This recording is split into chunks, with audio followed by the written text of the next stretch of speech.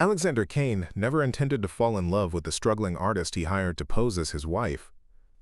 But after his fake marriage became the most real thing in his life, he had to choose between the empire he built and the woman who rebuilt him. If you've ever wondered whether love can bloom from deception, this story might just change your heart. Before we jump back in, tell us where you're tuning in from, and if this story touches you, make sure you're subscribed, because tomorrow I've saved something extra special for you.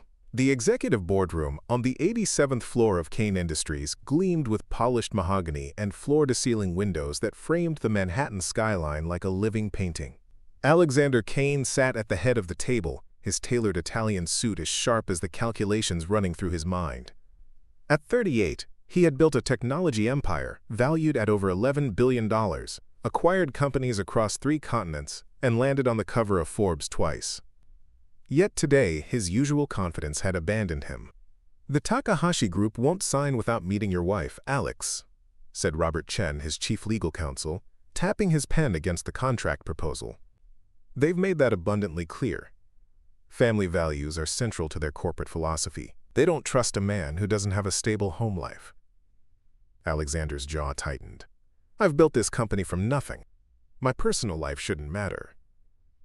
"It shouldn't," agreed Melissa Rivera, his VP of International Affairs. "But to the Japanese conglomerate we need to partner with, it does. They've researched you extensively. They know you've never been married."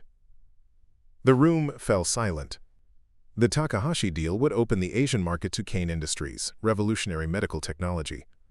It meant thousands of jobs, billions in revenue, and most importantly to Alexander, getting life-saving devices to people who needed them. His entire expansion strategy hinged on this partnership. "Then I'll get married," Alexander finally said, his voice cool and decisive. Robert nearly dropped his pen. "In 2 weeks?" The Takahashi family arrives for the final negotiations in 14 days. Alexander stood, straightening his cuffs. "Not a real marriage, a temporary arrangement. Find someone trustworthy who can play the part. Someone who needs money and can be professional about this. 2 weeks of pretending to be Mrs. Kane, then she disappears with enough money to change her life." "This is insane," Melissa muttered. "If the press finds out, they won't," Alexander cut her off. "And even if they do, I'll deal with that later. Right now, I need this deal. The world needs this deal." As his executive team exchanged nervous glances, Alexander turned to the window, staring out at the city he'd conquered. His reflection stared back, hollow-eyed and alone. It hadn't always been this way. Before the company consumed his life, before success isolated him from genuine connection, he'd been different.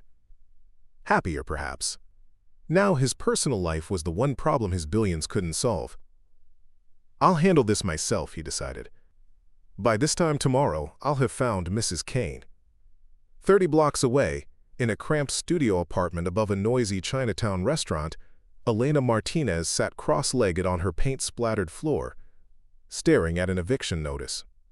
3 months behind on rent. Her part-time jobs at the coffee shop and gallery weren't enough anymore.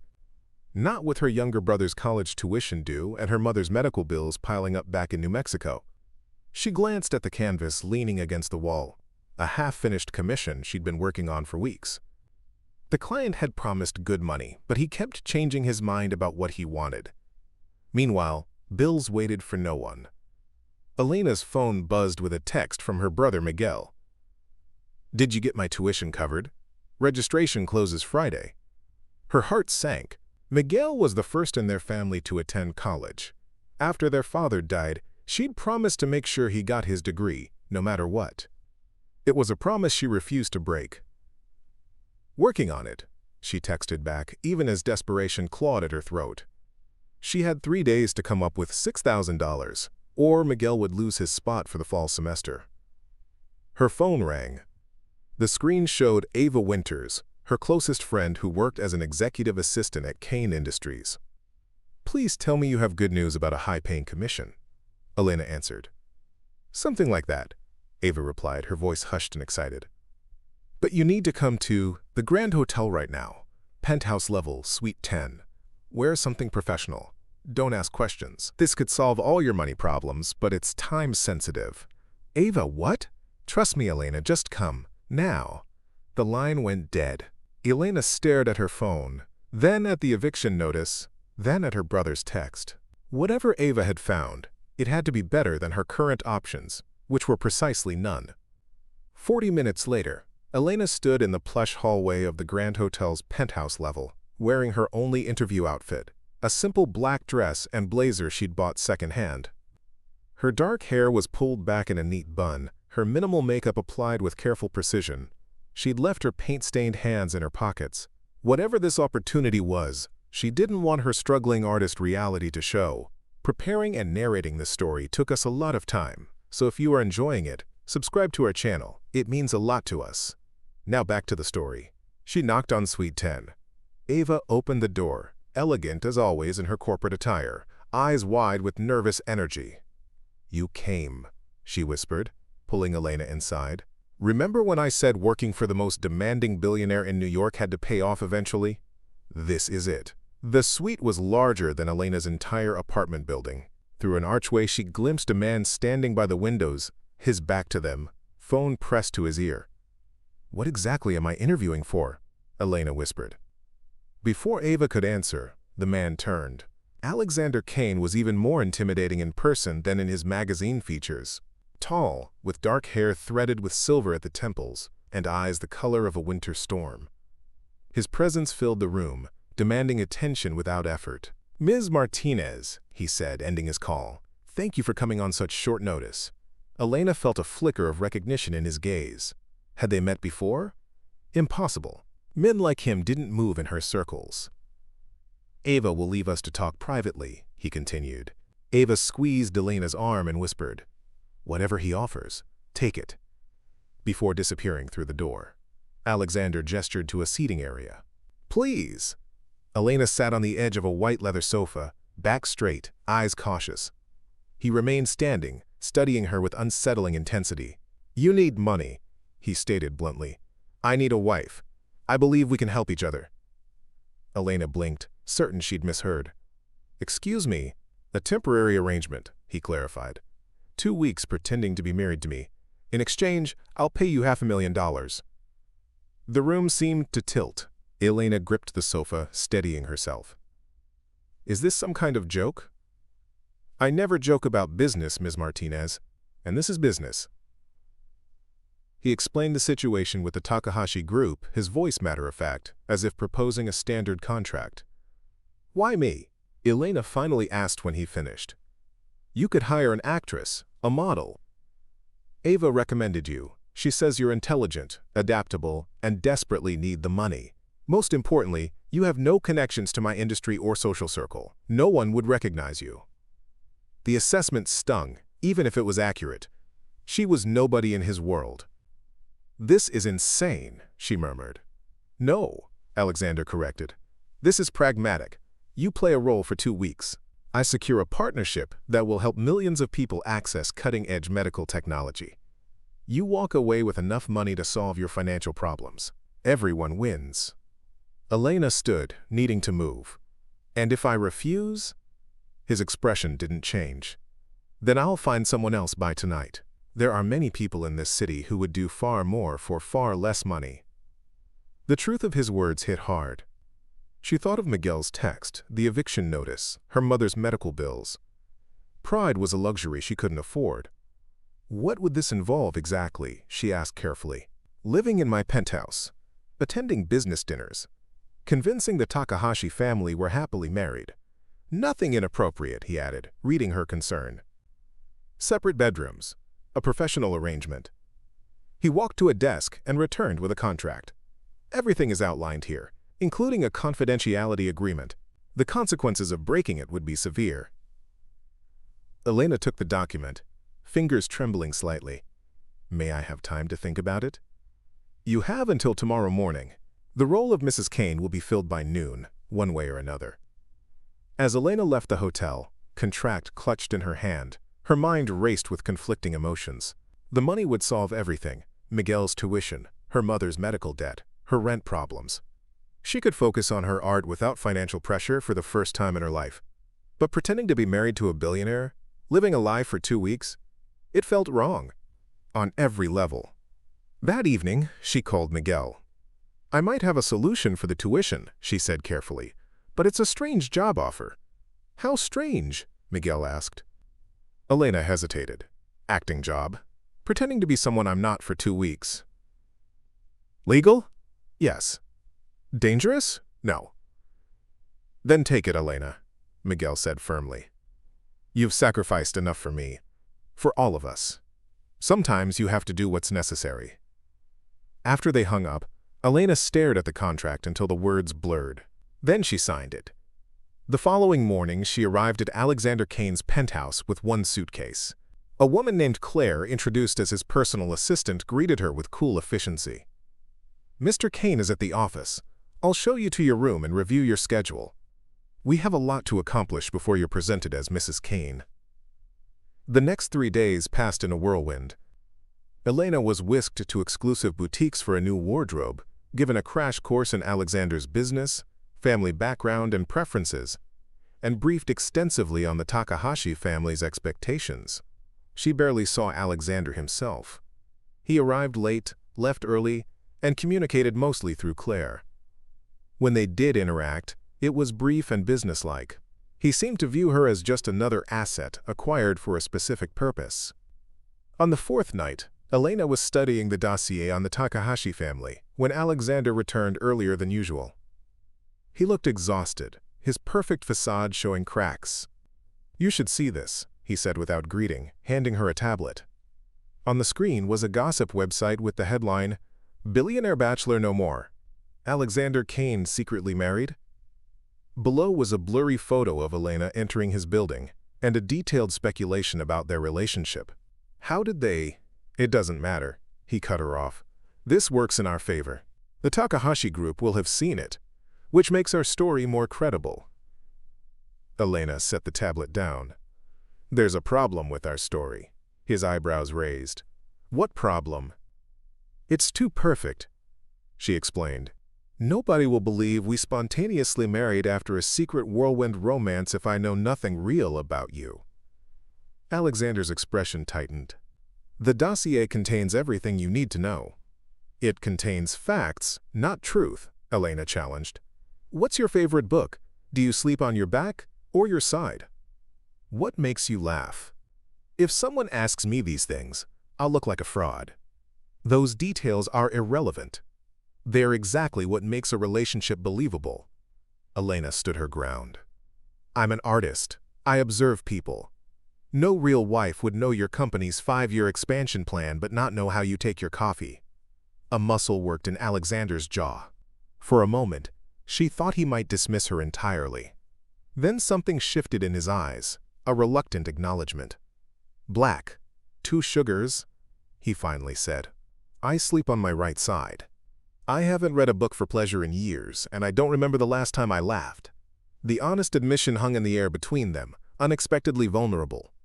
"That's a start," Elena said softly. The tension between them eased slightly as they sat down to create a more convincing backstory. They decided they'd met at a gallery opening 6 months ago, close enough to the truth that Elena could describe her actual work if asked. Their courtship had been private to avoid media attention. The wedding was a small, intimate ceremony in the Hamptons just 3 weeks ago. "Where did you propose?" Elena asked, taking notes. Alexander looked out the window, considering. "The Metropolitan Museum rooftop garden, at sunset." "Romantic," she remarked with surprise. "I'm capable of understanding romance, Ms. Martinez, even if I don't practice it." Their eyes met briefly, an unspoken current passing between them. "Elena," she corrected. "If we're married, you should use my first name." "Elena," he repeated, the syllables strangely intimate in his voice. The next morning, Elena woke to find a small box outside her door. Inside was a stunning diamond ring and wedding band. Beneath them was a note in Alexander's precise handwriting. "Wear these at all times in public. The press will be watching." The rings felt heavy on her finger, a glittering reminder of their deception. When she emerged from her room, Alexander was at the breakfast table, reviewing documents. "There's been a change of plans," he announced without looking up. "The Takahashi family has arrived early. We're having dinner with them tonight." Elena felt a surge of panic. "Tonight? But I'm not ready." "You'll be fine," he interrupted, finally meeting her gaze. "Just follow my lead." That evening, dressed in a midnight blue gown that cost more than 6 months of her rent, Elena stood beside Alexander in the private dining room of an exclusive restaurant. Her dark hair was styled in elegant waves, the diamond ring catching the light with every movement of her hand. Despite her nervousness, she looked the part of a billionaire's wife. The Takahashi family, headed by the patriarch Hiroshi and his son Kenji, greeted them with formal bows. Elena followed Alexander's lead, bowing respectfully. "We were surprised to hear of your marriage, Kane-san," Hiroshi said as they were seated. "It was not mentioned in our previous discussions." Alexander's hand found Elena's under the table, a warning squeeze. "Sometimes life brings unexpected joy," he replied smoothly. "Meeting Elena changed everything for me." The elder Takahashi studied Elena with penetrating eyes. "And how did you meet your husband, Mrs. Kane?" Elena felt Alexander tense beside her. This was the first test. "At a gallery in Soho," she answered truthfully. "I'm an artist. Alexander was interested in one of my paintings." "Which one?" Kenji asked, with curiosity. Elena hadn't prepared for this specific question. She hesitated for a split second before describing her actual favorite piece, a cityscape at dawn, painted from her apartment rooftop. It captured a moment of possibility. She explained, warming to the subject she knew best, the city waking up, full of dreams not yet disappointed. "And this appealed to you, Kan-san?" Hiroshi asked Alexander, clearly surprised. Alexander's eyes met Elena's, something unreadable in their depths. "It reminded me of how I used to see the world," he said quietly, "before spreadsheets and quarterly reports became my only focus." The sincerity in his voice startled Elena. It wasn't part of their rehearsed script. The dinner progressed with increasing ease. Elena spoke passionately about art when asked, carefully navigated questions about their relationship, and observed the subtle dynamics between the Takahashi men and Alexander. There was respect there, but also wariness. When the meal ended, Hiroshi addressed Alexander directly. "We will continue our discussions tomorrow. Perhaps you will bring your wife to the gardens afterward. My daughter would enjoy meeting her." It was clearly both an invitation and a test. Alexander nodded. "We would be honored." In the car ride home, Elena finally relaxed, slipping off her uncomfortable heels. "That went well," Alexander remarked, loosening his tie. "You were convincing." "I noticed you went off script about the painting," she said. He was quiet for a moment. "Sometimes the truth makes a better story than fiction." Which part was truth? Alexander stared out the window at the passing city lights. "There was a time when I saw possibility everywhere, when business was about creating something meaningful, not just profitable." The admission revealed a glimpse of the man beneath the billionaire facade. Elena studied his profile, suddenly curious about who Alexander Kane had been before success hardened him. "What changed?" she asked softly. "I did," he answered simply, then retreated back into silence. When they reached the penthouse, Alexander received an urgent call and disappeared into his office. Elena changed into comfortable clothes and wandered onto the terrace, gazing at the glittering cityscape that had once inspired her art but now felt distant from her borrowed luxury. Her phone buzzed with a text from Miguel. "Tuition paid!" "How? What kind of job did you take?" Elena smiled sadly. The first payment from Alexander had already been transferred to her account, enough to cover Miguel's tuition with plenty left over. She texted back, "Tell you everything soon. Focus on your studies." She didn't hear Alexander approach until he spoke. "Your brother?" Elena turned, surprised he'd remembered that detail from her file. "Yes, his tuition is paid now. Thank you." Alexander leaned against the railing beside her, close enough that she could smell his expensive cologne mingled with the scent of whiskey on his breath. "Family is worth any sacrifice," he said, a faraway look in his eyes. "You have family?" Elena asked, realizing how little she actually knew about him beyond the basics in the dossier. Had? He corrected. My parents died in a car accident 12 years ago. No siblings. I'm sorry, Elena said softly. It was a long time ago. But his tone suggested the wound remained fresh. Another piece of the puzzle that was Alexander Kane fell into place. Is that why you work so hard? She asked. To build something lasting? Alexander looked at her with surprise, as if no one had ever asked him that question before. Perhaps, he admitted, or perhaps I work to avoid thinking about what's missing. The honesty of his answer hung in the night air between them. For the first time, Elena saw past the billionaire to the man underneath. Brilliant but lonely, powerful but empty. And something inside her responded to that glimpse of vulnerability with unexpected compassion. We should prepare for tomorrow, Alexander said abruptly, straightening. The moment of openness vanished as quickly as it had appeared. The garden meeting will be crucial. But as he turned to leave, Elena called after him. Alexander? He paused, looking back at her. For what it's worth, I think your parents would be proud of what you've built. Something flickered across his face. Pain, gratitude, or perhaps both. Good night, Elena, he said softly. As she watched him walk away, Elena realized the line between pretense and reality was already beginning to blur. She was supposed to be playing a role, not caring about the complex man behind the billion-dollar name. Yet something about Alexander Kane had reached past her defenses, awakening her artist's curiosity about the story behind his carefully constructed facade. It was a dangerous path. In less than 2 weeks, she would walk away from this penthouse, this luxury, this man. Their marriage was a business arrangement, nothing more. But as Elena stared out at the city below, the diamond ring heavy on her finger, she couldn't ignore the unsettling realization that, for the first time since arriving, she wasn't entirely acting anymore. The Takahashi Gardens were a hidden oasis in the heart of Manhattan, a private landscape of tranquility owned by the family for generations.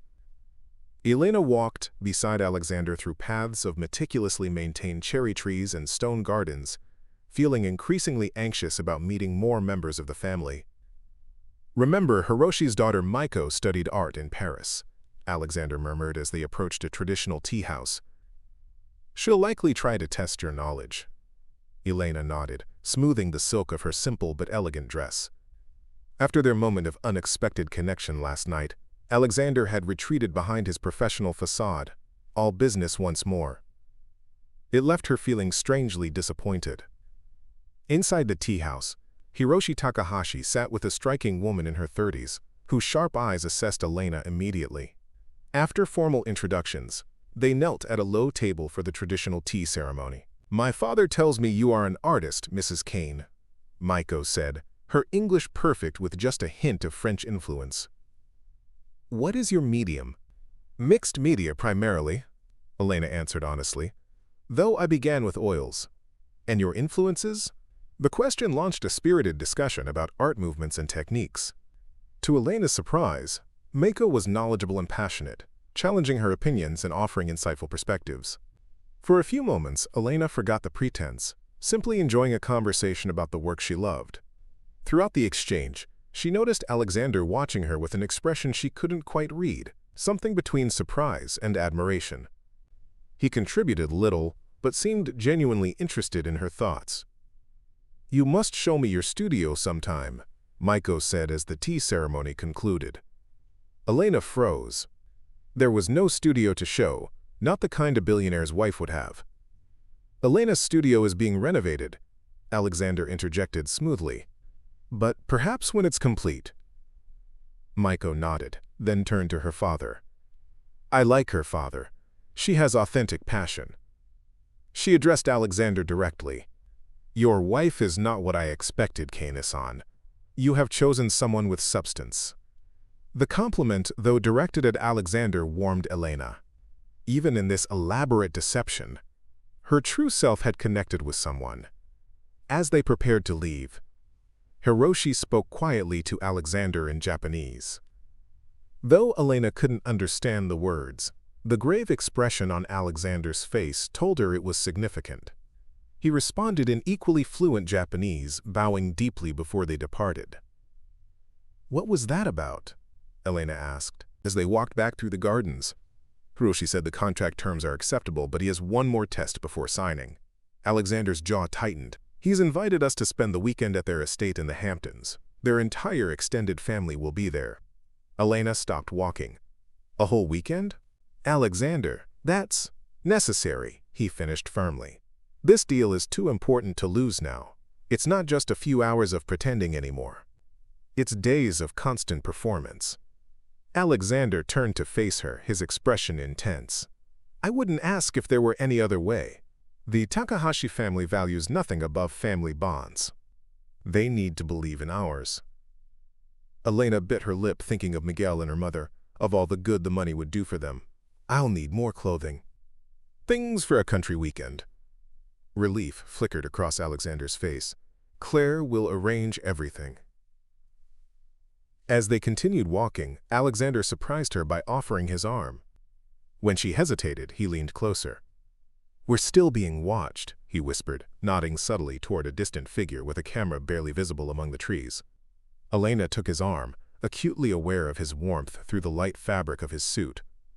It felt strange how quickly she was adapting to these moments of false intimacy. "You were impressive in there," Alexander said as they neared the exit. "Maiko is not easily won over." "I wasn't trying to win her over. I was just being myself. Perhaps that's why it worked." His hand briefly covered hers where it rested on his arm. "Thank you." The simple gratitude felt more genuine than any of their practiced exchanges. Elena found herself smiling up at him naturally, forgetting for a moment that the cameras were watching. The photograph appeared online the next morning. Elena and Alexander walking arm in arm through the gardens, her face tilted up to his, both smiling. The headline read, "Kane and New Bride, Love Blooming in Manhattan." Alexander forwarded the article to her tablet with a brief message. "Good work. Very convincing." The words stung more than they should have. Of course, it was just work to him. A performance for the cameras, for the Takahashi family, for his business interests. Elena reminded herself that her own motivations were equally pragmatic. This was a transaction, not a relationship. Yet something had shifted between them, a subtle change she couldn't quite define. The preparations for the Hamptons weekend consumed the next 2 days. Claire arranged a wardrobe of casual luxury appropriate for a country estate, while Alexander briefed Elena on each family member she would meet. "Hiroshi's wife, Yumiko, will be your greatest challenge," he explained over dinner in the penthouse. "She's traditional but sharp. Nothing escapes her notice." Elena pushed her barely touched salmon around her plate. "I'm not sure I can do this, Alexander. A few hours is one thing, but days of pretending to be in love with you." "Not in love," he corrected, his tone clipped. "Happily married. There's a difference." "What is that difference exactly?" Alexander set down his fork, considering. "Love is emotional, unpredictable. A successful marriage is a partnership. Compatibility. Mutual benefit." Elena raised an eyebrow. "Is that what you really believe?" "It's what I've observed." He took a sip of wine. "My parents had a practical marriage that grew into something more. They built something lasting together." "And is that what you want? A practical partnership?" Alexander studied her face. "What I want is irrelevant. What I need is to secure this deal." The conversation faded into uncomfortable silence. Later that evening, Elena retreated to the terrace, needing space to think. To her surprise, she found a small easel set up with canvas, paints, and brushes. "Claire mentioned you might want to paint," Alexander said from the doorway behind her. "The light at sunset is particularly good from this vantage point." The thoughtful gesture caught her off guard. "Thank you. I've missed it." Alexander stepped onto the terrace, hands in his pockets. "What were you working on before this arrangement?" "A commission for a restaurant owner. A mural of the old neighborhood before gentrification changed it." "Do you have photos?" Elena hesitated, then pulled out her phone, finding images of the half-finished mural. Alexander studied them with genuine interest. "You have a gift for capturing emotion in mundane scenes," he observed. "The dignity in everyday struggles." His insight surprised her. "That's exactly what I was trying to convey." Will you finish it after our arrangement ends? The question was a pointed reminder of their temporary situation. If the client still wants it. He's notoriously fickle. Alexander frowned. He should honor his commitment. Your work deserves to be completed and displayed. The simple validation of her art meant more than Elena wanted to admit. For years, she'd fought to be taken seriously, scraping by on commissions while pursuing her passion. To have her work appreciated by someone who could buy any masterpiece in the world was unexpectedly affirming. Perhaps you could paint something while we're in the Hamptons, Alexander suggested. It would reinforce our story if the Takahashis saw you working. Using my actual passion as part of our deception. Elena's voice held a trace of bitterness. Alexander looked away. I didn't mean... It's fine, she interrupted. It makes sense. I'll pack some supplies. As she turned to go inside, Alexander spoke again. For what it's worth, I do appreciate your sacrifice, Elena. Not just the pretense, but sharing parts of yourself that matter to you. The sincerity in his voice made her pause. It's just business, right? That's what you're paying for. Alexander didn't answer, and Elena didn't wait to see his reaction. The Takahashi estate in the Hamptons was a masterful blend of traditional Japanese architecture and modern luxury. Elena and Alexander arrived on Friday afternoon, greeted by staff who showed them to an elegant guest house on the property. Quote, one bedroom, Elena noted as they were left alone. They're not giving us much choice in the matter. Alexander set down their bags. I'll sleep on the sofa. The simple statement, his automatic willingness to sacrifice comfort, surprised her. We can take turns. It's 3 nights. That won't be necessary. His tone ended the discussion. The weekend unfolded as a carefully orchestrated series of family activities. Meals together, walks along the private beach, traditional games, and formal discussions of business between the men. Elena found herself constantly performing, acutely aware of being observed by every member of the extended Takahashi family. To her surprise, Alexander proved remarkably attentive. He remembered how she took her tea, offered his jacket when the evening air turned cool, listened intently when she spoke. Small touches, his hand at the small of her back, fingers brushing as he passed her a drink, seemed so natural that Elena sometimes forgot they were calculated for their audience. On Saturday afternoon, the women gathered in the garden while the men discussed business. Elena had set up her easel, painting the tranquil landscape while answering occasional questions from Yumiko and her sisters-in-law. How did you know Alexander was the one? Yumiko asked suddenly, her perceptive eyes watching Elena's reaction. Elena paused, brush hovering over canvas. The rehearsed answer felt hollow in this intimate setting. Instead, she found herself speaking a different truth.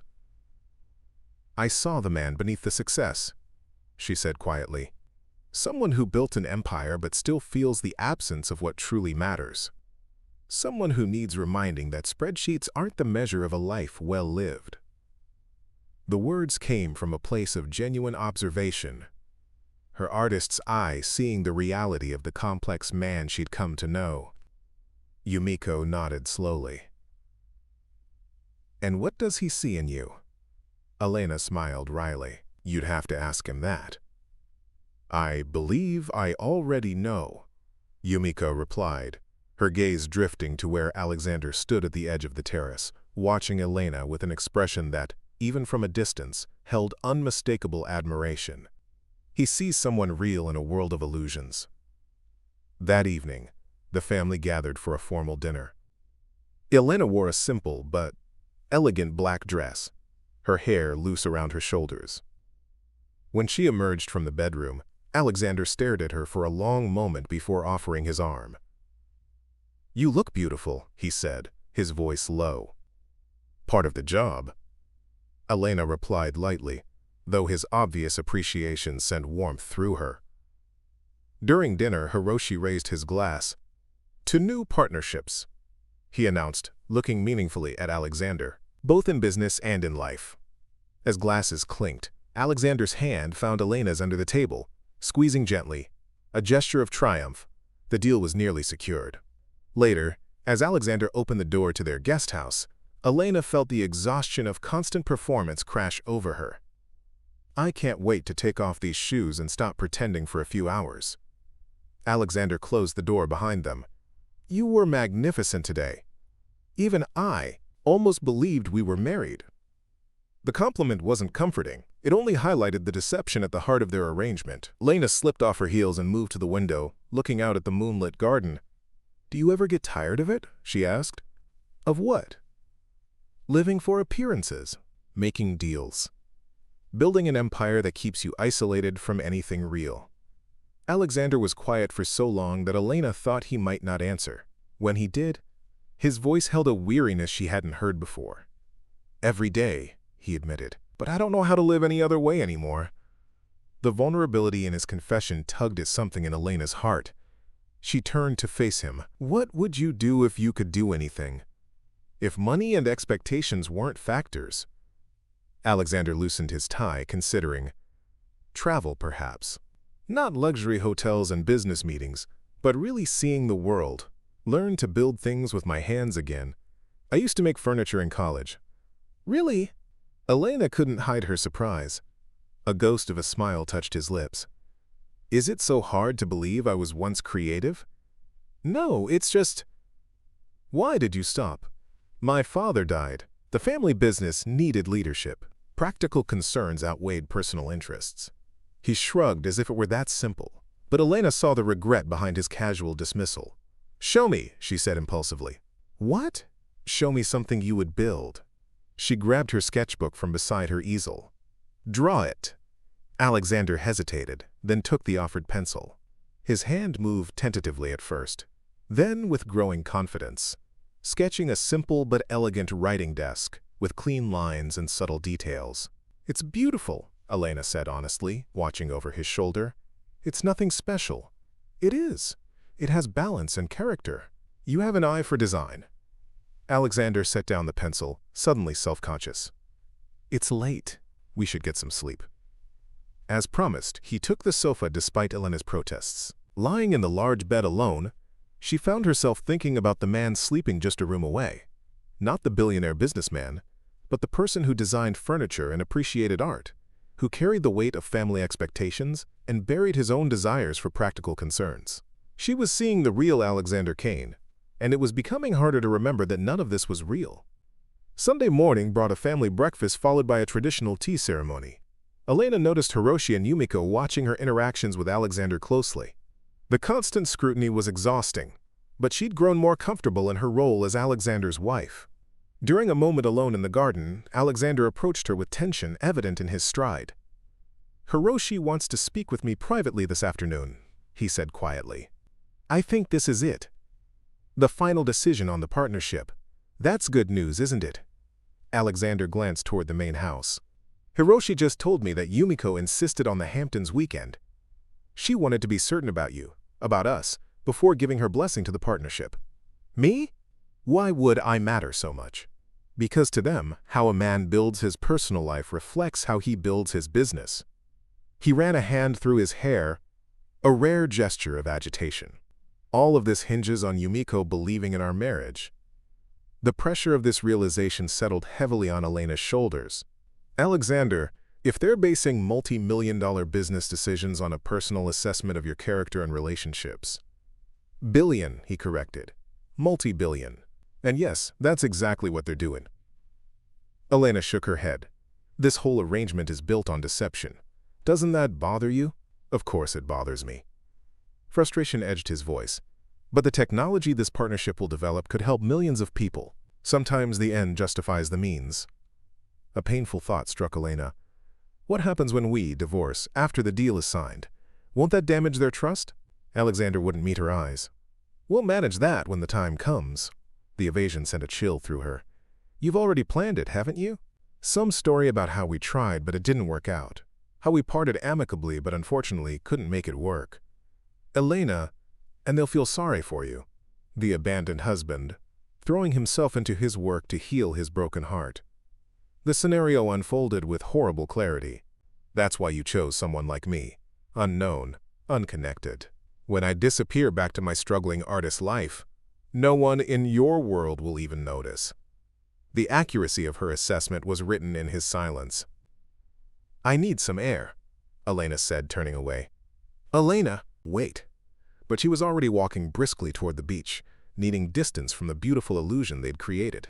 On the shore, Elena stared out at the rolling waves, trying to recenter herself. This was always the arrangement, temporary, transactional. She had no right to feel hurt by the planned end of something that was never real to begin with. Yet it had begun to feel real. The way Alexander looked at her when she spoke about art. The thoughtful gesture of the easel on the terrace. The vulnerability when he showed her his furniture design. Moments of genuine connection amid the performance. "May I join you?" Elena turned to find Yumiko standing nearby, elegant even in simple walking clothes. "Of course," Elena replied, schooling her features to hide her turmoil. They walked in silence for a few minutes before Yumiko spoke. "My husband believes your Alexander will be a valuable business partner. His mind is exceptional, his vision for medical technology revolutionary." "He's very dedicated to his work," Elena replied carefully. "Yes, but a man so consumed by achievement often loses sight of what gives life meaning." Yumiko studied Elena's face. "I watched him with you these past days. He is different in your presence. More human." Elena looked away, uncomfortable with the assessment. "We haven't been married long.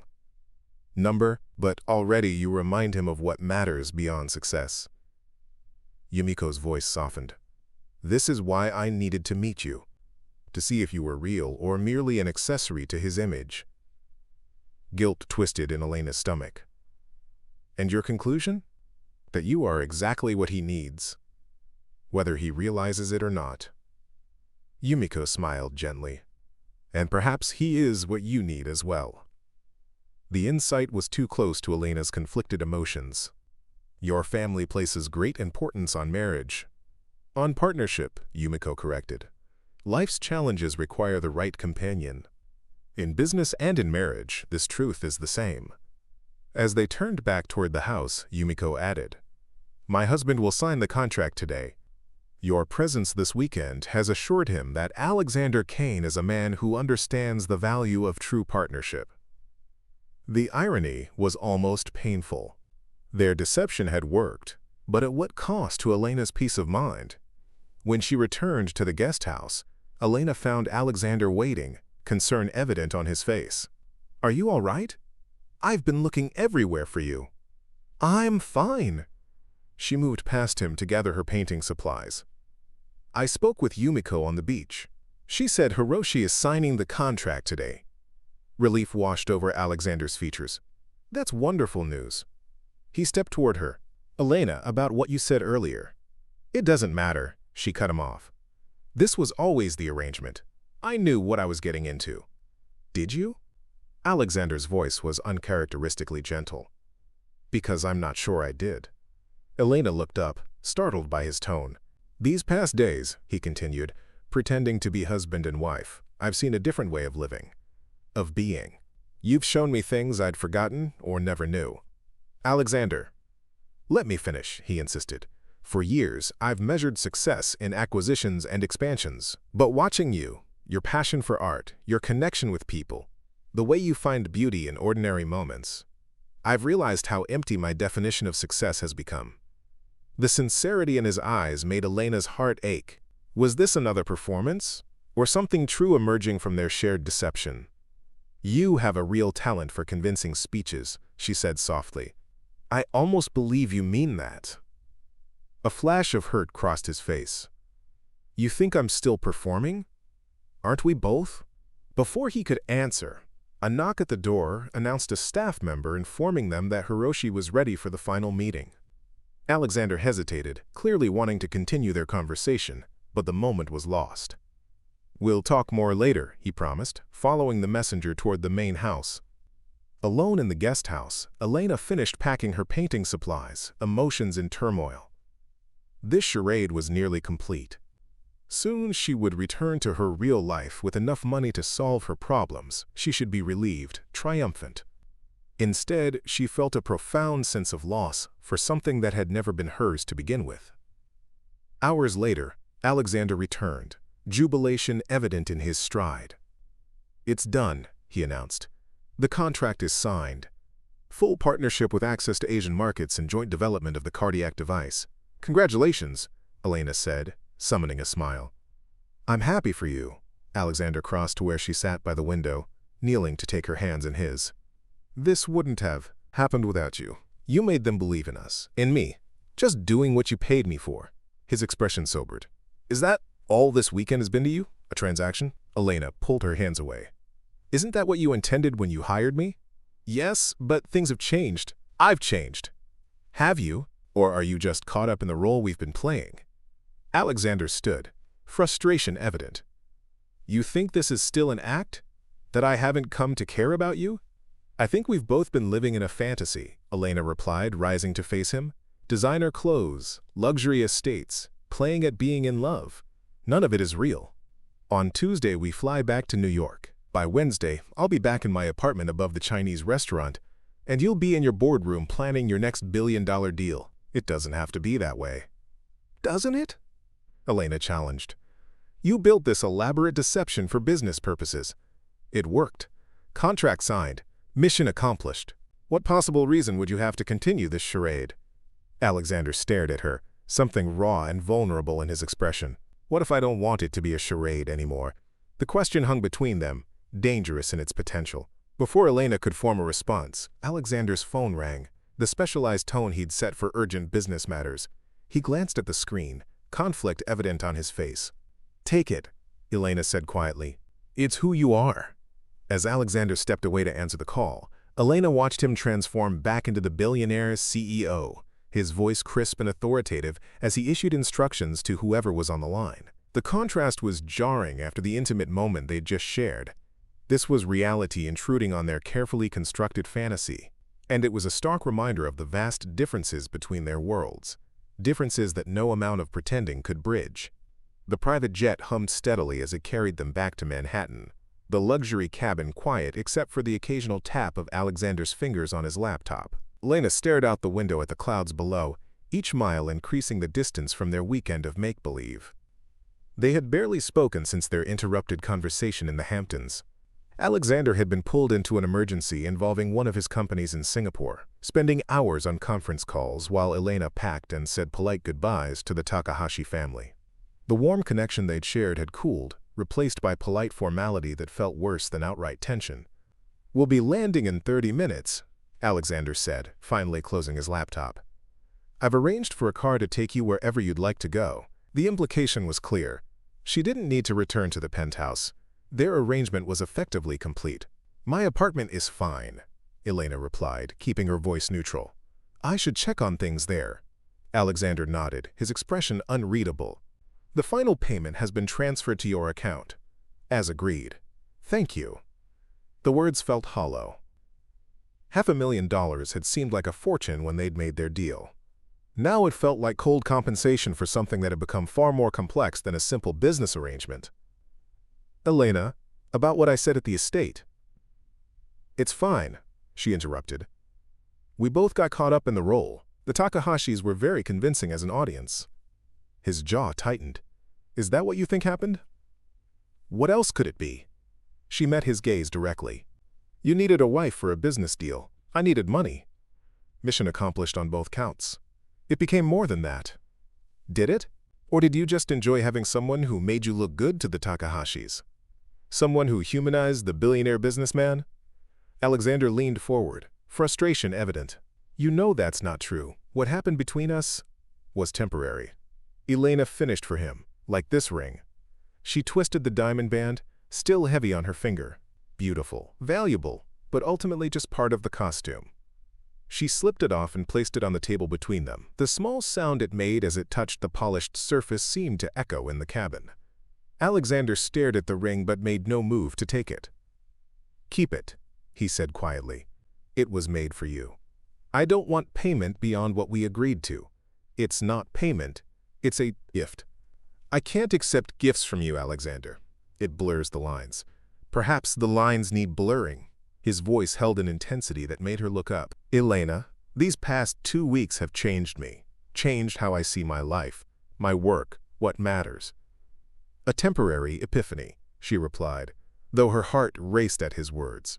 You'll go back to your real life and forget all about playing house with the struggling artist. Alexander's expression hardened. You're determined to believe the worst about my intentions. I'm being realistic. We come from different worlds. Worlds that have collided rather effectively, I'd say. The jet began its descent, the subtle shift in altitude matching the sinking feeling in Elena's chest. Whatever had sparked between them was about to end, reality reasserting itself, with each mile closer to Manhattan. When they landed, Alexander's driver was waiting on the tarmac with 2 cars. I have to go directly to the office, Alexander explained. Crisis management. Of course. Business first, always.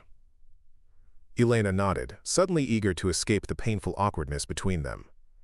Goodbye, Alexander, she said, extending her hand formally.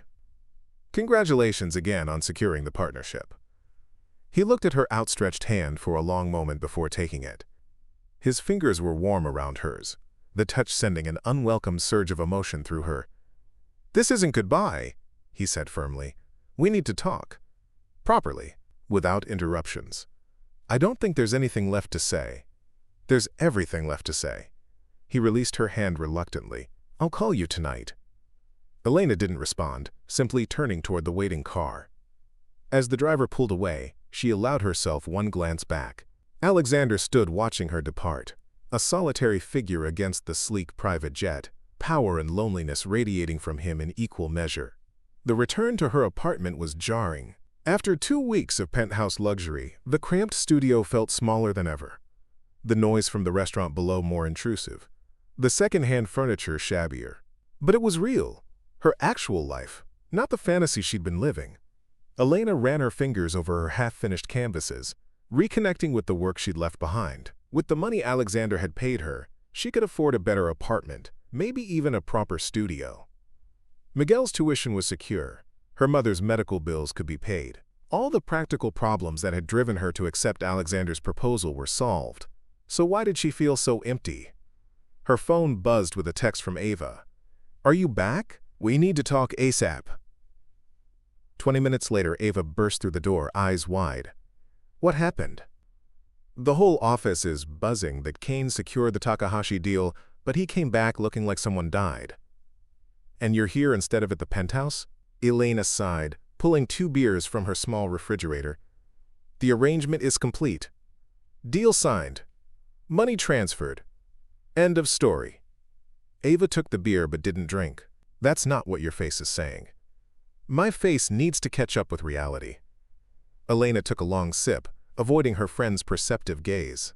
Did something happen between you two? Nothing that wasn't part of the act. Elena, Ava's voice softened. I've known you since college. You're a terrible liar.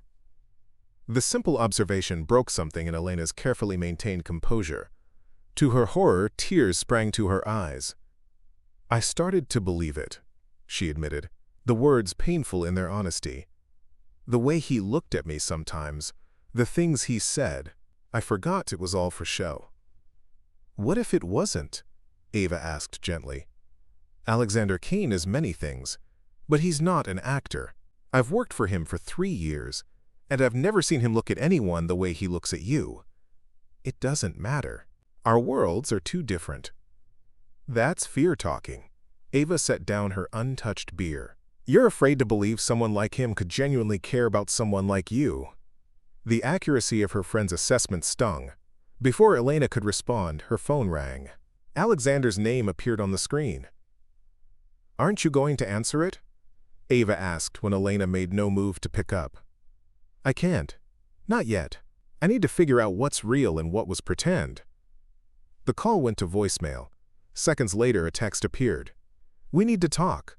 Please. Ava stood, gathering her purse. For what it's worth, I think you're making a mistake. But it's your life. At the door, she paused. Just ask yourself this. If it was all an act, why would he be calling now that the deal is signed? After Ava left, Elena tried to lose herself in painting, working on the commission she'd abandoned 2 weeks ago. But her mind kept returning to Alexander, the vulnerability in his eyes when he showed her his furniture sketch, the warmth of his hand finding hers under the dinner table, The raw honesty in his voice when he said things had changed. When her phone rang again that evening, she let it go to voicemail. The same pattern repeated the next day and the next. Alexander called, texted, left messages asking to meet. Elena couldn't bring herself to respond. What would be the point? Prolonging an impossible situation would only make the inevitable end more painful. On the third day after their return, Elena was at the gallery where she occasionally worked, hanging a new exhibition, when her manager approached with wide eyes. "There's someone here to see you," she whispered. "Alexander Kane." Elena froze, paintbrush in hand. "Tell him I'm busy." "Elena, that's Alexander Kane. As in, billionaire tech mogul Alexander Kane. I can't just send him away." "Watch me." Elena set down her brush and walked through the back exit, heart pounding. She wasn't ready to face him, wasn't sure she ever would be. That evening she returned to find a package outside her apartment door. Inside was a small wooden box, exquisitely crafted with dovetail joints and a polished finish. A note accompanied it. "I made this last night. The first thing I've built with my hands in over a decade. Not perfect, but real. Like what we found together." Elena traced the smooth edges of the box, emotion welling in her throat. The craftsmanship was impressive, especially for someone who hadn't woodworked in years. She could imagine Alexander in some workshop, sleeves rolled up, focused intensely on creating something with his hands rather than his wealth. Inside the box was a smaller velvet case. Her heart stopped when she opened it.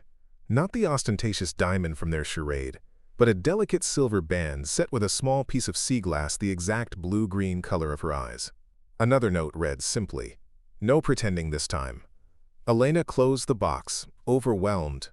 What game was he playing now? Her phone rang. Alexander again. "This time," she answered. "What do you want?" she asked without preamble. "5 minutes," he replied, his voice a relief even through her confusion. "That's all I'm asking. 5 minutes to talk in person." "There's nothing to say."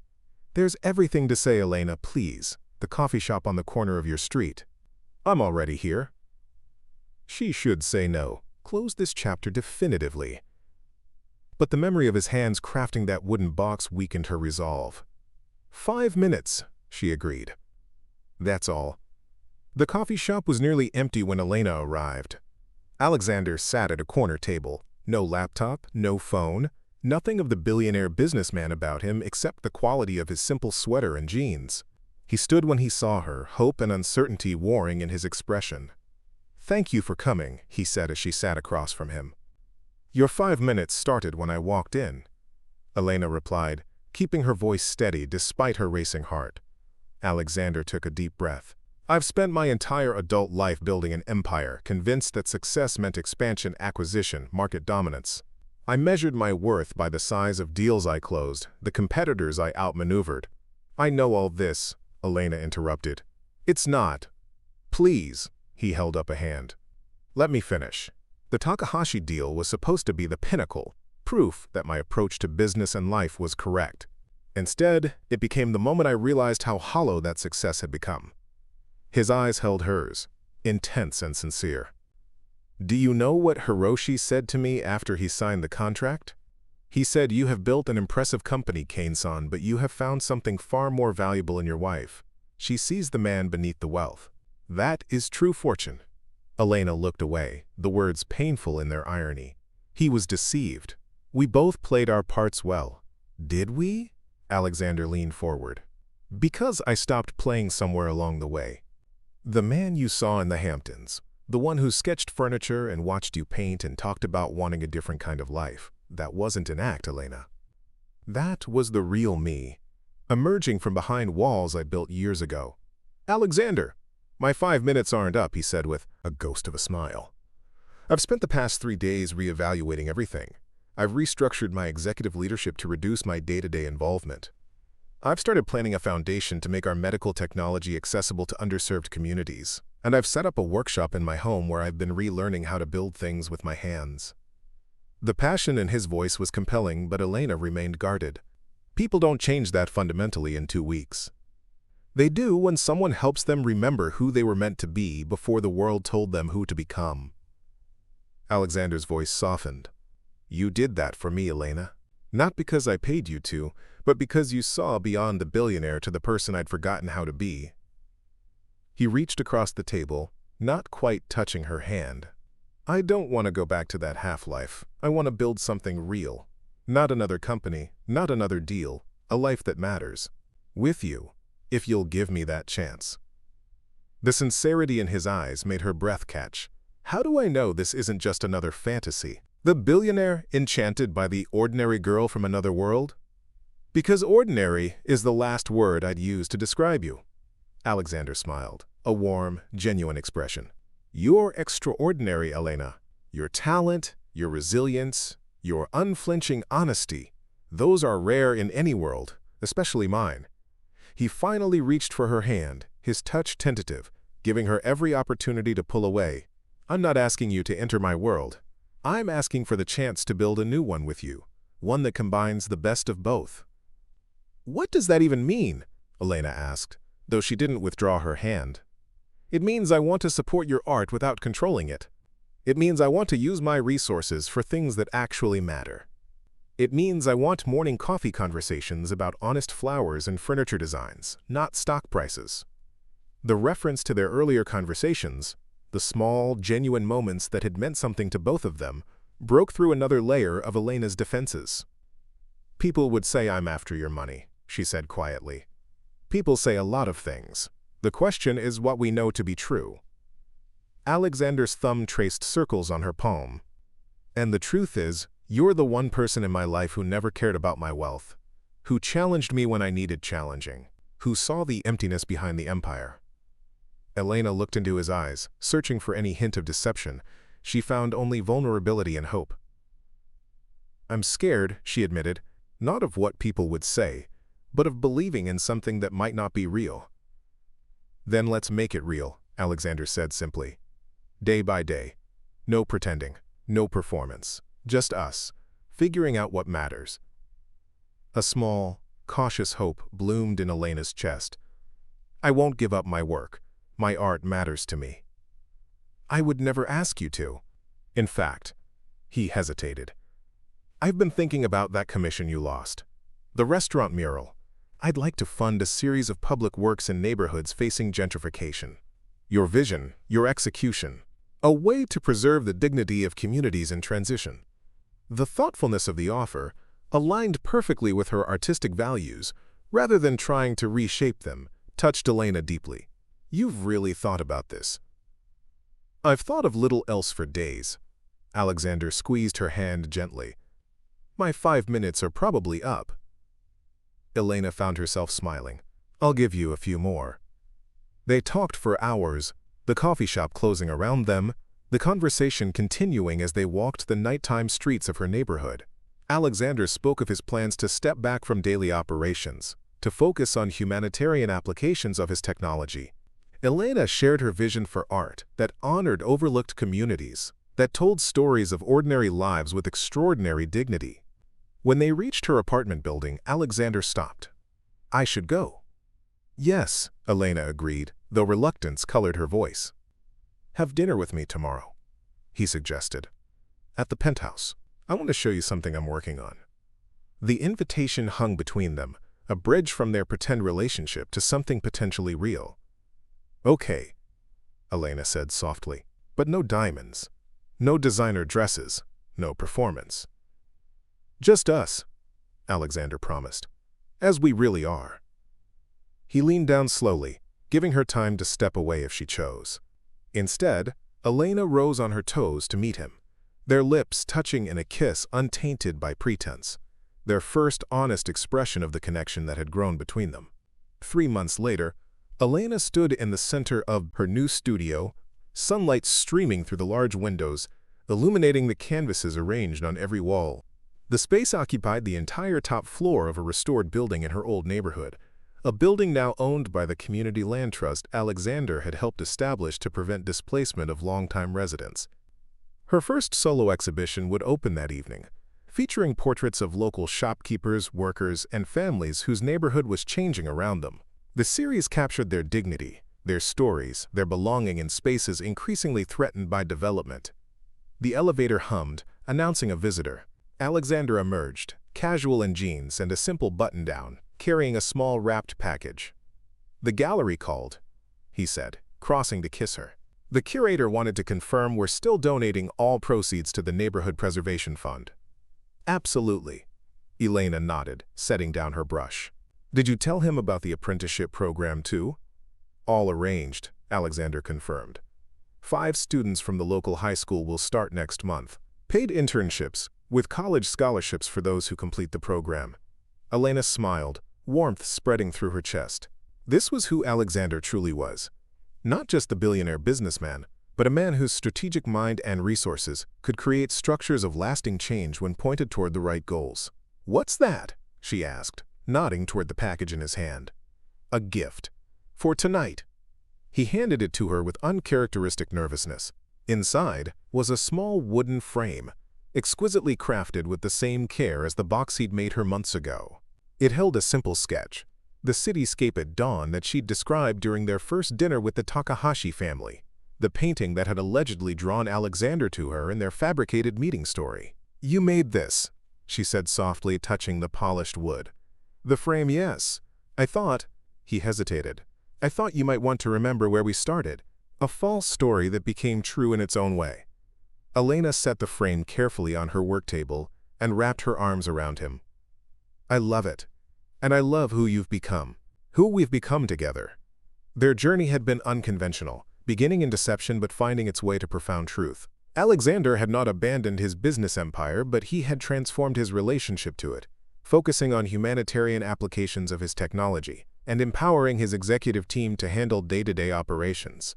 The Takahashi partnership was revolutionizing access to life-saving cardiac devices across Asia. Meanwhile, Elena's art had found a wider audience, her unique vision strengthened rather than compromised by Alexander's support. She maintained her independent voice while embracing the platforms his resources could provide to amplify important stories. They were building something neither could have created alone, a life that honored both worlds while transcending their limitations. "Ready for tonight?"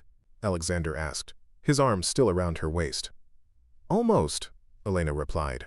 "Just need to finish this last piece." He glanced at the canvas she'd been working on, a portrait of an elderly shopkeeper whose small business had anchored the neighborhood for decades. "It's powerful," he observed. "You've captured his resilience." "That's what I was aiming for," Elena said, leaning into him. "Dignity in everyday struggles. The beauty in ordinary lives."